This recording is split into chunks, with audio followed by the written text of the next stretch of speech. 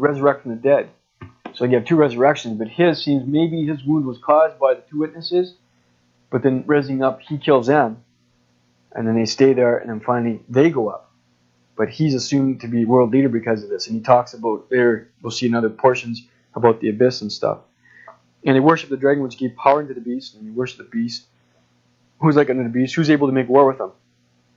And he had Mo speaking blasphemies, power was given to him, continued 40 and 2 months. So here, we'll just term that the Antichrist. And this is where I say, well, if his rule is 42 months, and you have the two witnesses 42 months, though he's here, and later when you see he was given power by maybe this 10 group, this group of 10, he's given power. It's given unto him after he leads 3 away and stuff, that he, near the start, gives Israel the right to do this, but he's not in full control until all this stuff goes on. Satan's cast out near mid-trib. These guys resurrect, and there's the battle, and finally they're gone. And there's not these witnesses anymore, or they're not calling the plagues anymore. And he's given 42 months to rule. And so it seems like this may be the progression of it. Also, there's this persecution against them. Whereas before, he wasn't persecuting them. He had the pact with them for 7 years. But now he's broken it, because during this time too, it's abomination of desecration, where he sets up his image to be worshipped. And the blasphemies he does, and make war with the saints, and power was given unto him over everybody, in verse 7, and they should worship. And in verse 9 is almost like, it's just like the other things in chapters 2 and 3, but it says not to the churches. There's anybody. Anyone has spiritual ears to hear, let him hear. And in fact, there's another thing that goes along with verse 18. There's a message that the Lord is trying to give, and not necessarily to the church. Again, too, I think God's word will be around that time. And for those who are, each one of these start to go into the word, this is to give them wisdom of who it is, so they can identify who it is before this thing happens and starts to get too late. And talks about how they persecute that, just like the old covenants, when whatever they did to Israel was done to them. Just the same here, those that lead in captivity will go into captivity. And he kills with the sword, must be killed with the sword.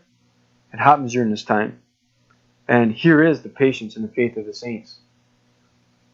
And when this goes on, this is beheld another beast coming up out of the earth. So the first beast was out of the sea, the second beast out of the earth. Some meaning out of the sea was out of the Gentile nations. Out of the earth, they say the false prophet's a Jew. I don't know, like out of the land. That's another way of saying it, out of the land. So, to me that's again speculation, but anyways, he comes up out of the earth and caused them to dwell, to worship the beast whose deadly wound was healed. So you also have the false prophet.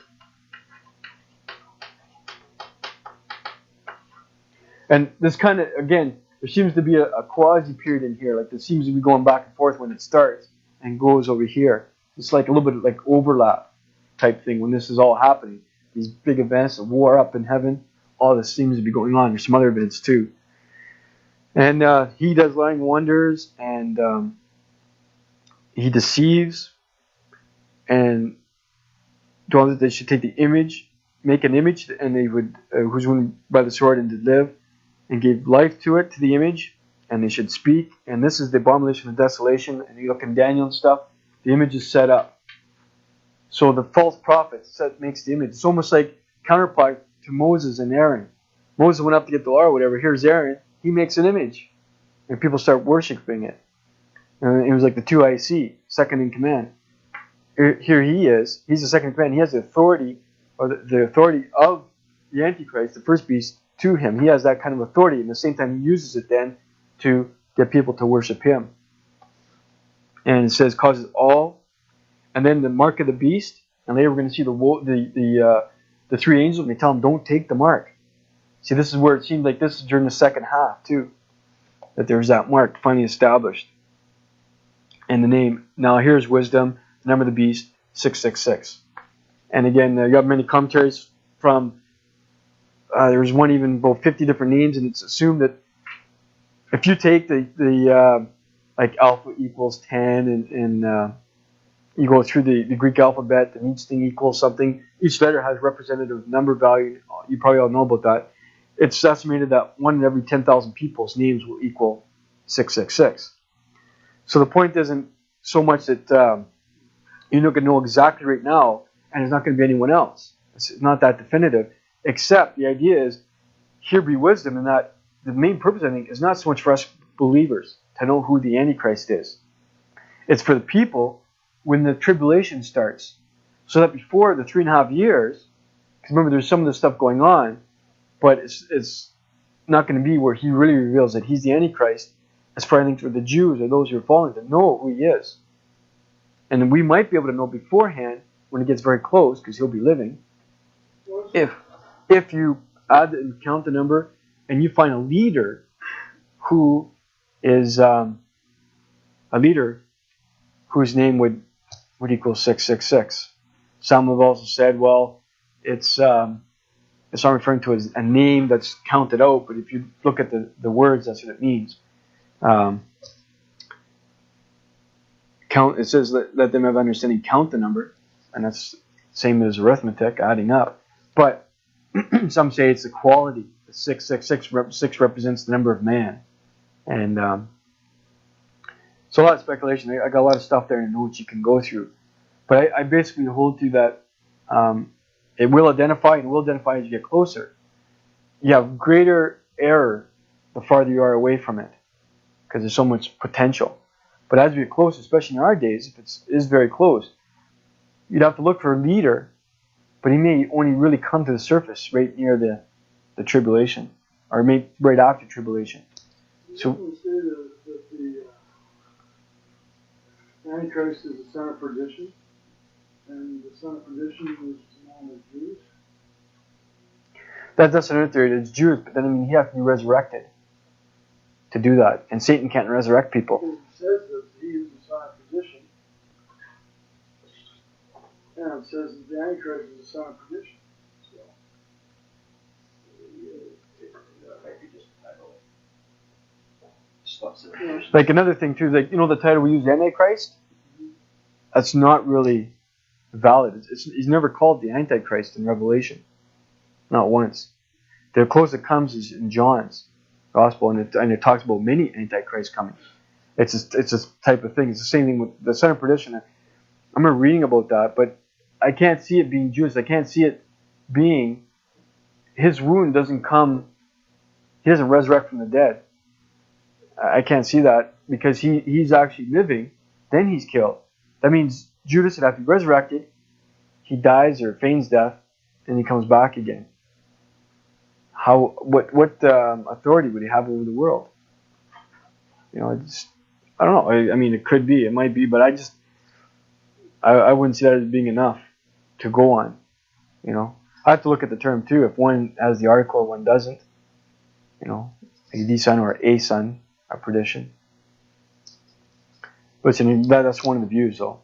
Some have held even that it's a resurrection of Nero or Domitian. Some have held. I mean, there's over 50 different individuals people have held to. Some even Hitler. There's different ones. So, anyways, whoever he is, there is a person who's the Antichrist. There's going to be a false prophet in chapter 13. It all seems to coordinate right around the mid-trib where he gets full rule. Totalitarian. There we go. Totalitarian. That's it. Rule. And it's him, the false prophet. And it's interesting later when we look at the harlot, when she has her ministry, and when he comes on the scene. And it's interesting to see that if it's true, it seems like the harlot is in this part here. And that's when the Antichrist, the beast, uses her during this time. Then they kill her. And then it's just him by himself with the prophet. That's it. They don't need her anymore. And they kill her. Revelation 17. Okay, so going through, he had power. And then we're starting to read about this second beast that comes up. Exercises the power, has people worship. does lying wonders and stuff, causes all, starts the number of the beast, and then we're given his number. And it talks about some of those things. He had 2 horns, like a ram, or like a lamb.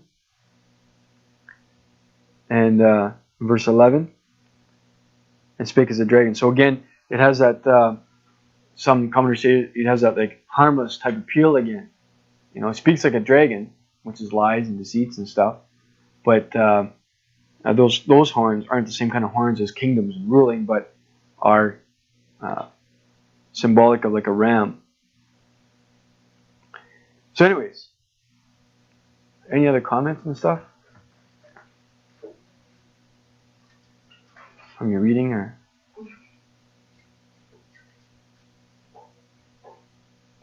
Kind of hard to comment, eh? Somebody's gonna comment. Chapter 14. And I looked, and lo, a lamb stood on the Mount Zion, with him 144,000, having his father's name written on their foreheads. And I heard a voice from heaven, like the voice of many waters, and like the voice of great thunder, and I heard the voice of harpers harping with their harps. And the saying is, we're a new song for the 4 living creatures and the elders, and no man can learn the song of the 144. We were redeemed from the earth. These are they who were not defiled with women, for they are virgins. These are they who follow the Lamb wherever he goeth. These were redeemed from among men, the first fruits unto God and to the Lamb. And in their mouth is found no guile, for they are without fault before the throne of God. And I saw another angel fly in the midst of heaven, having the everlasting gospel to preach unto them that dwell on the earth, and every nation and kindred and tongue and people. Saying with a loud voice, Fear God and give glory to him, for the hour of his judgment is come, and worship him that made heaven and earth and the sea and the fountains of the waters. And there followed another angel saying, Babylon is fallen, that great city, because she made all nations to drink of the wine of wrath and fornication. And the third angel followed them, saying with a loud voice, If any man worship the beast and his image, and receiveth his mark in his forehead or in his hand, The same shall drink of the wine of the wrath of God, which is poured out without mixture into the cup of his indignation. And he shall be tormented with fire and brimstone, in the presence of the holy angels, in the presence of the Lamb. And the smoke of their torment ascendeth up for ever and ever. And they have no rest day nor night, who worship the beast and his image, and whosoever receiveth the mark of his name. Here is the patience of the saints. Here are they that keep the commandments of God and the precepts. And I heard a verse, and I heard a voice from heaven saying unto me, Right, blessed are the dead who die in the Lord, from henceforth.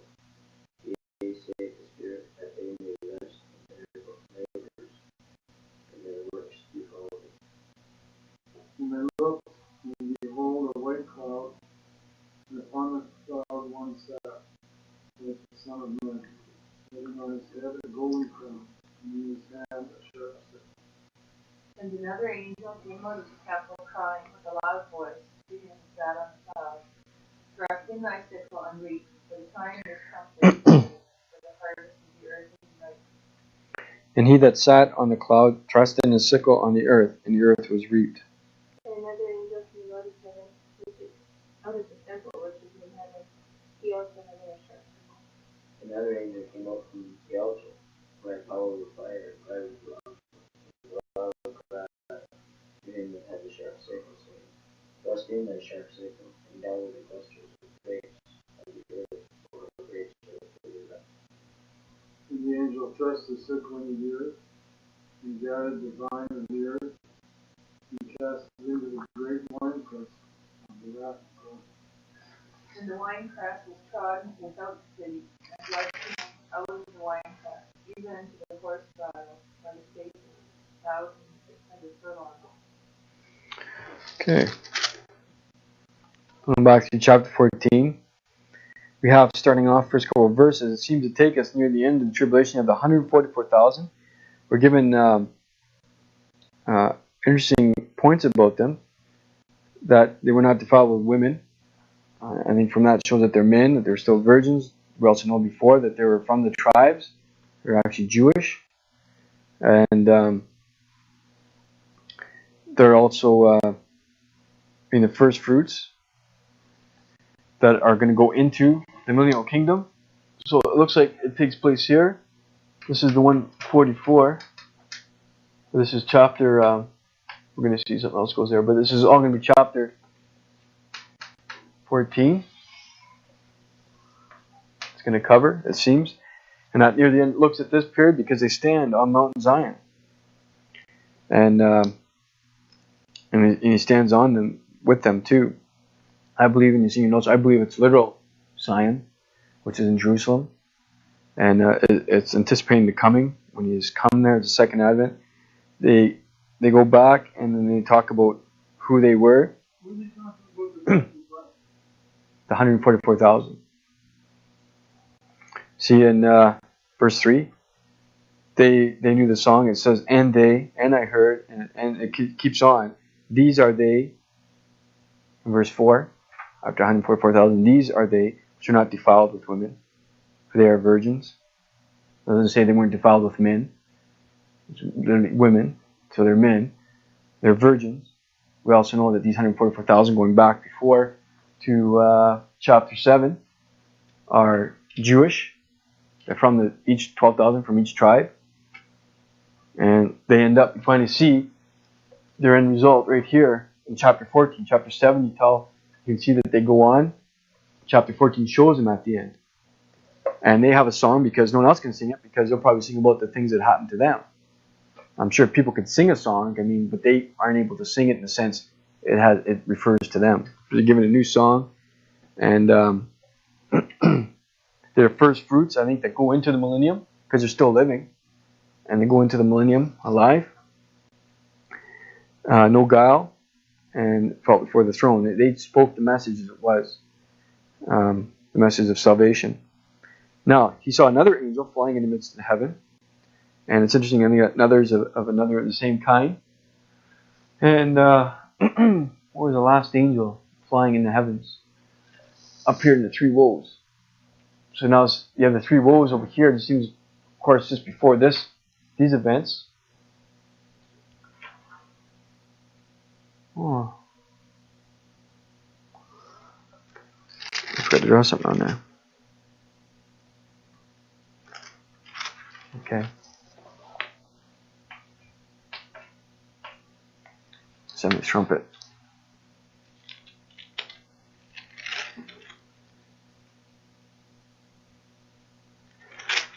So the seventh trumpet sounds, but you're not given anything that happens. It's like praise, which kind of describes events that may be taking on right here, and then this. So this now, if you project it, this is happening right about here, roughly. So anyways, now you have another angel. There's three angels here.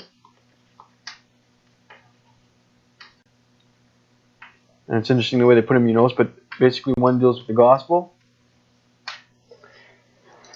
The everlasting gospel. You have in a loud voice, another one about Babylon. And it's coming judgment, and some take the notice where it says Babylon is fallen. I don't think he had a staring problem, but he said that because he's going to see in Revelation 17 and 18, it's like two flip sides of the coin. Babylon falls twice. The ecclesiastical and the political both fall. And so just like woe, woe, woe, there's three woes. Is fallen. Could be. In so anyways, he goes through and tells about Babylon, and the third angel is the warning about the mark. And of course, if this happens here, when they're given the Antichrist and is established, he's given 42 months. After the 42 months of these guys, give or take, these guys talking about the mark couldn't be flying around here because the mark's not established yet. It's established by the false prophet. who gives the mark. Right? And so these guys, and it's interesting too, this witness is gone. I mean, besides 144,000, maybe even they're the ones, 144,000, are ministering to the Jews that ran out of Jerusalem and stuff during this time. Who knows? But God never leaves himself without a witness. These angels. Now, whether it's for the whole 42 months or not, it's not what he says. And this seems to take place, Babylon has fallen, probably near its fall, but this has a time limit in here anyways. And so God has a witness still. Always. Each one is trying to get people to come to him. And so you have that. You have, they're talking about judgment and the torment and everything. It's very plain. And again, about the patience of the saints and the ones who keep the commandments of God and the faith of Jesus. And then he heard about writing. The Holy Spirit talks to him. This saith the Spirit, that they may rest from their labors. And behold, there was a white cloud, and upon the cloud sat Son, like unto the Son of Man. It seems that this is the Lord Jesus, and he is sitting there, and it's the sickle of the reaping for judgment. And he does it just something like a seal. He does it, and then finally it proceeds forth. Now what happens is, when he does that, he's sitting there, and it says another angel came out of the temple. And it's interesting, some say, is this not the same as the one in verse 17? Another angel came out of the temple, which is in heaven. See, it's qualified. The first one's not qualified. It's almost, some say, he came out of the temple, the one on earth in Jerusalem. And the first one came out of the temple crying with a loud voice to him that sat on the cloud. It's almost crying with a loud voice, thrust in thy sickle and reap, for the time has come for thee to reap, for the harvest on the earth is ripe. And this is the harvest of judgment.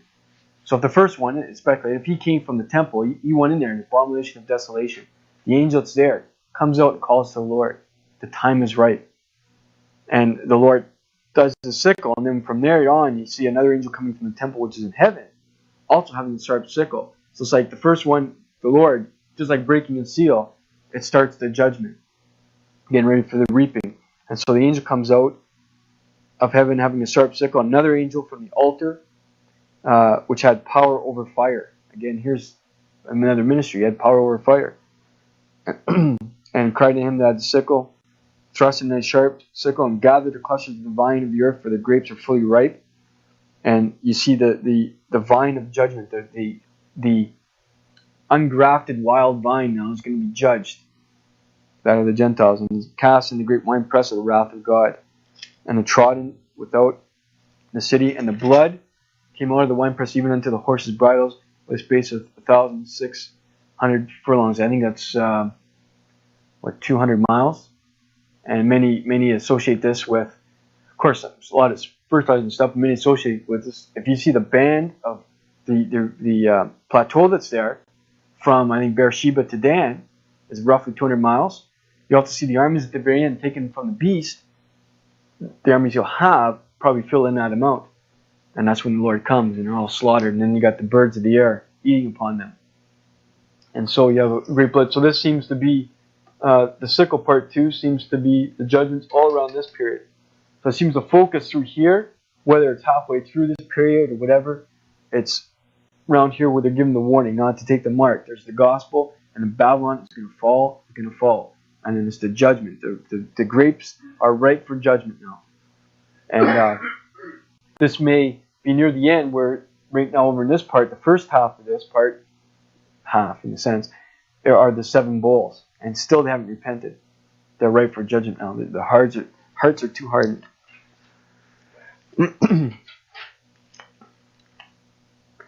Chapter. Any questions or comments?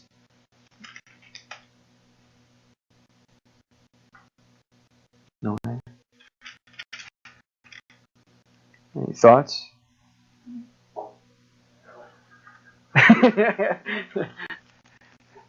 Guys want a break or something? Do you?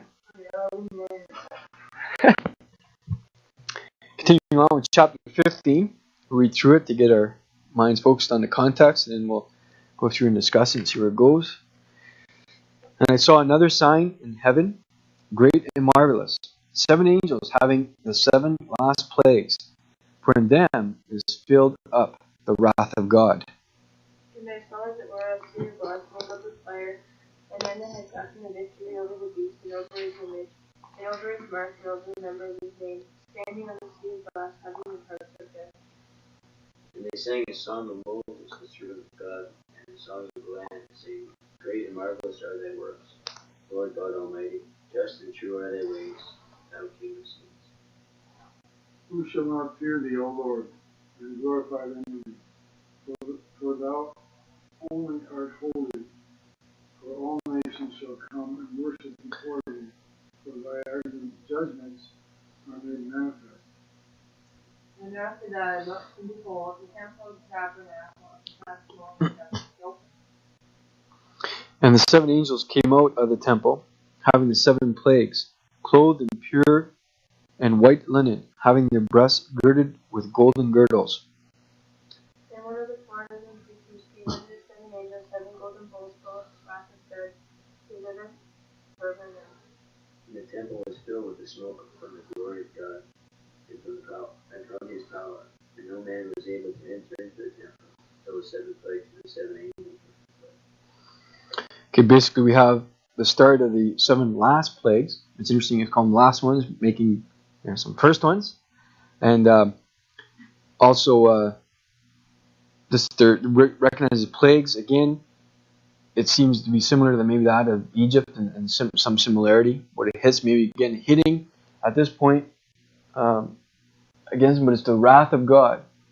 And this may relate, some say, to the 7th trumpet, because it doesn't have a judgment. It mentions how there's a transference under Christ, and you can see that now that Satan was cast down with that transference, and then it's foreseen finally the end, but it doesn't show any specific judgment. And then what they do is they associate this where it says another sign in heaven, and that it's related to this here, that's actually the 7th trumpet.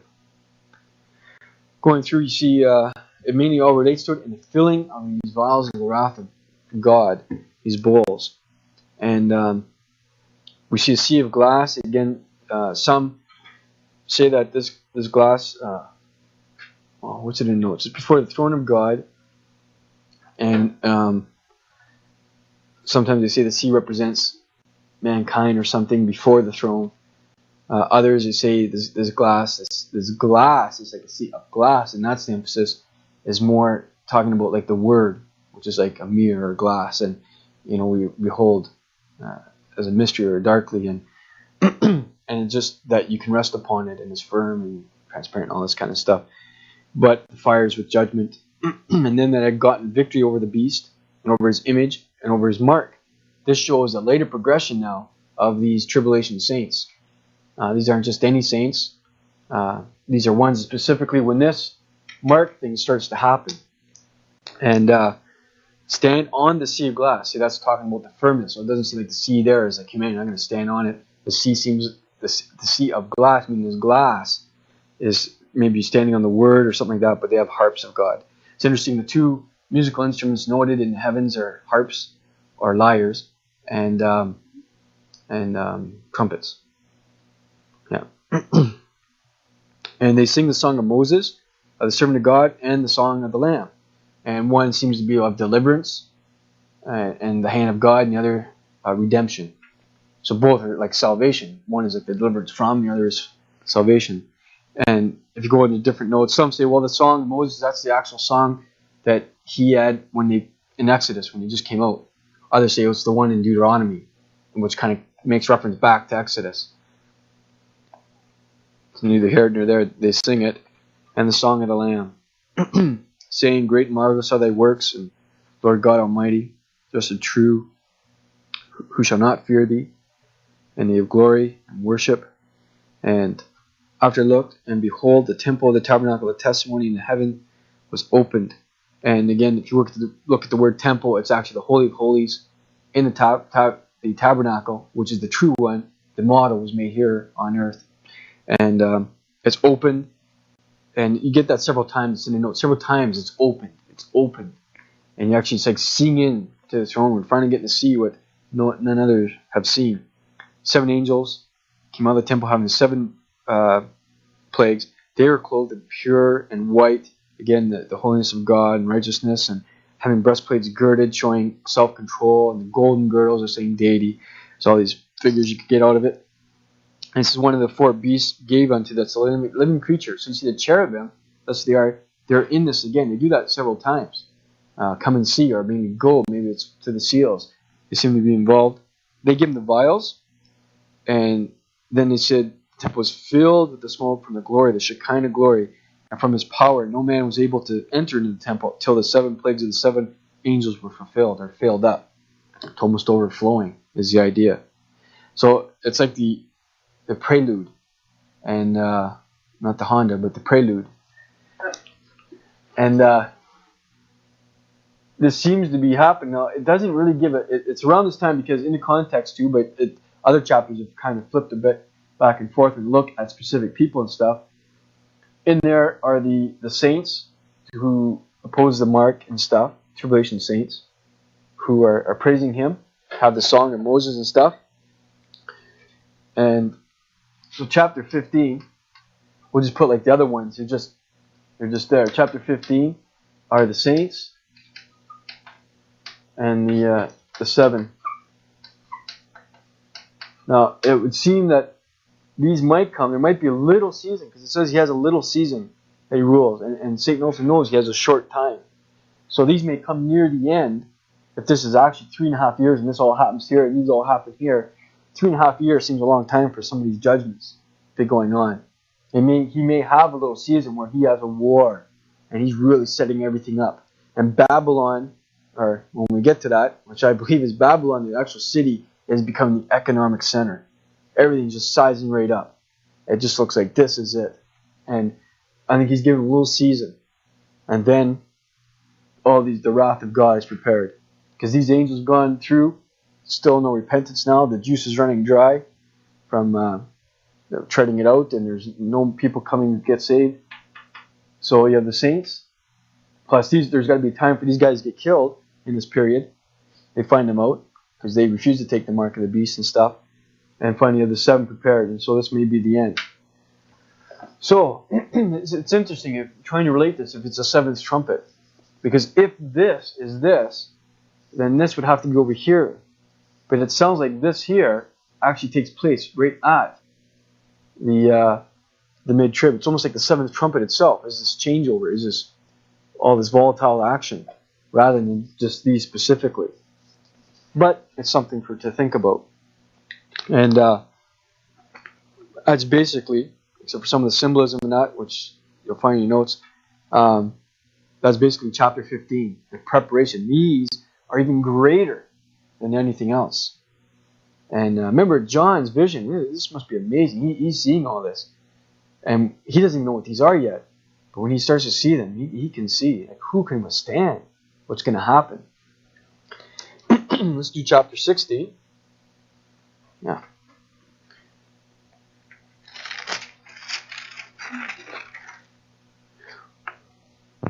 We're just going to quickly review before we go through this way, because my chart's been wiped off.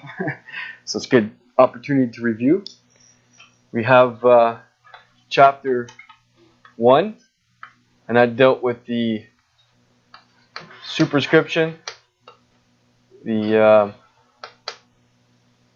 salutation, and then the sight, the actual revelation of Christ.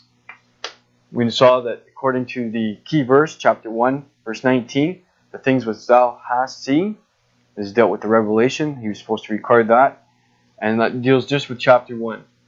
Then, in chapters 2, you can remember you have the 4 churches, E, S, P, T, and in chapter 3, you have T, S, P, no, S, P, Thyatira in 3, or it's in 2, right? It's 4 and 3.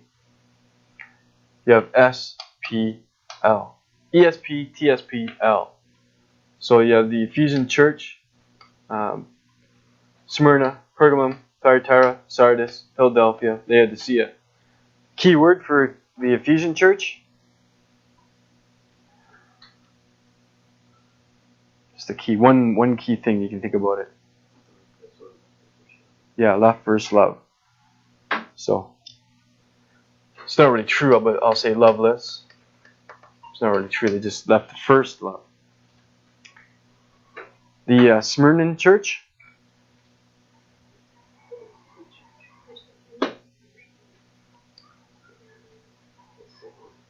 Persecuted church. Okay.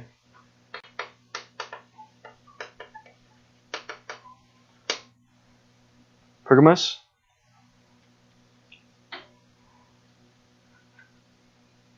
This is the error. Heresy. The error of heresy. Remember, and Pergamos itself, or Pergamum, whatever how you want to say it, this is the one where the throne of Satan was. We're actually in 133 AD. Later on, the worship that was in Babylon. It's interesting for those that do your study. The city of Babylon was still around even 500 AD. But the mystery religion and high priest and all that kind of stuff, they moved to Pergamos in this area. They finally transferred over, had all the temples and stuff. So we'll just say heresy. How do you spell heresy? Thyatira?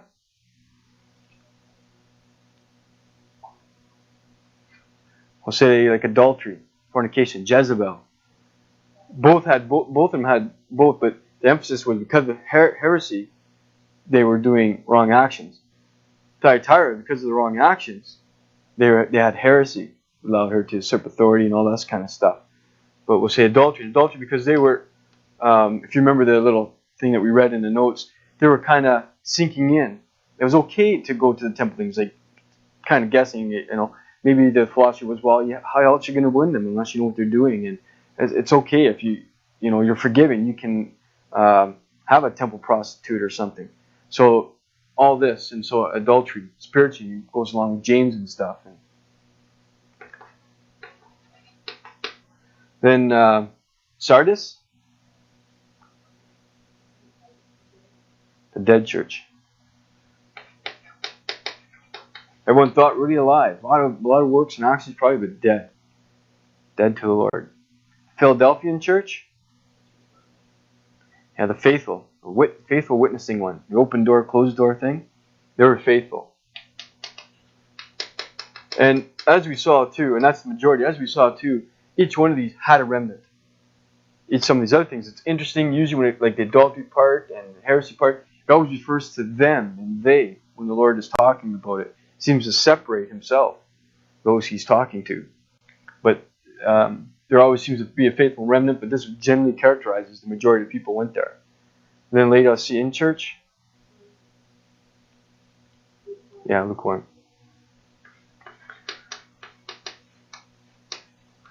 Self-sufficient church, just like the cities. And then we saw too, it was interesting, went through the studies, it looked just like the cities. Almost the same kind of problems and characteristics of the city seem to go right into the church.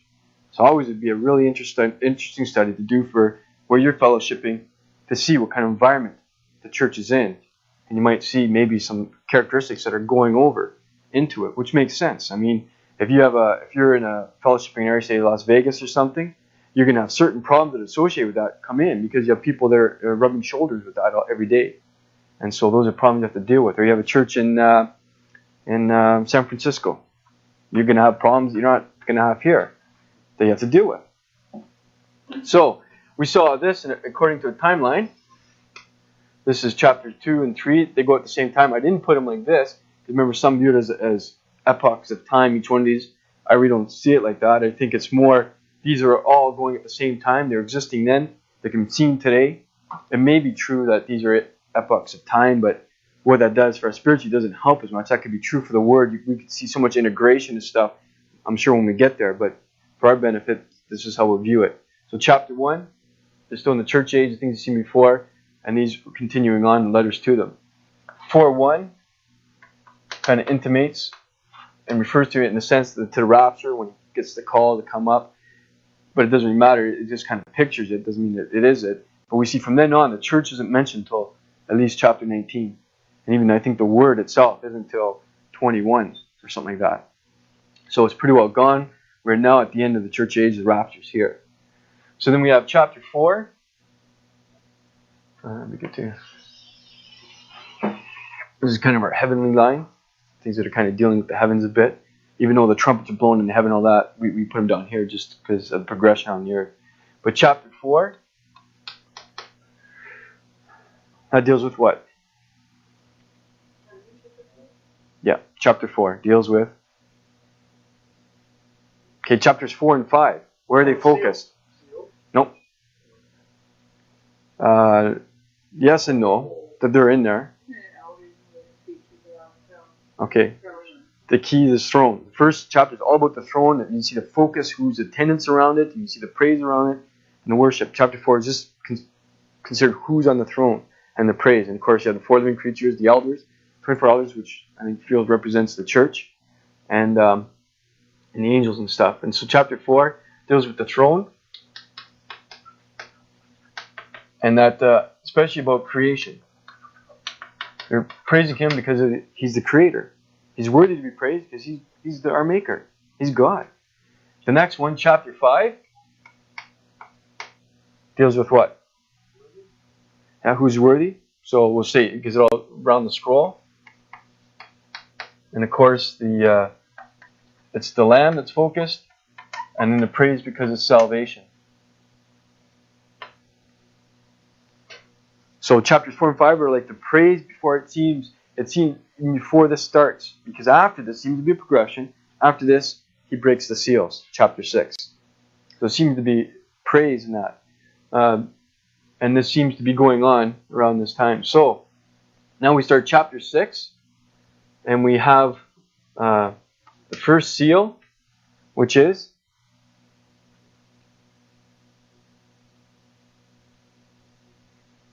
white horse. Yeah.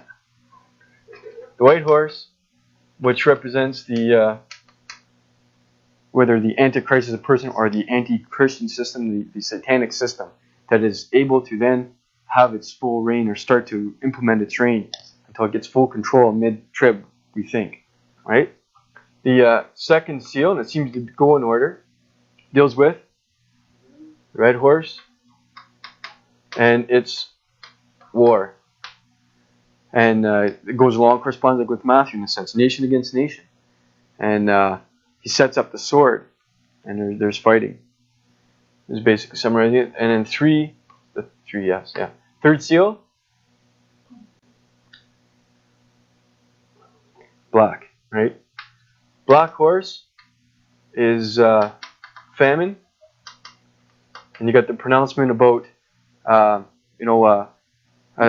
day's wages. Paraphrasing, a day's wages for one meal of wheat, or 3 meals of barley. And don't hurt the oil and the wine. I mean, it's still around, but those are luxuries then. And it will be those that enjoy those. Probably those who are in power, but hard times. And these kind of, again, go together. The fourth seal, right? We'll just say green horse, but it's like pale green.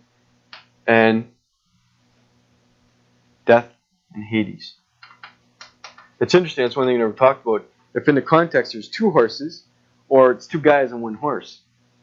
Because it says follows behind, but that's a side point. Death and Hades. He takes the bodies, Hades takes the soul. And this, we're given something that affects men, and they do it with 4 things. They do it with pestilence, they do it with the sword, and it's a different word than this sword up here. They do it with wild beasts, and one other one. Famine too? Hunger. And so they kill a quarter of mankind. So that's over 1 billion people probably that it's killed during this seal. Then what happens is we have the 5th seal, and that represents right. Basically, the martyrs, it's the cry from under the altar.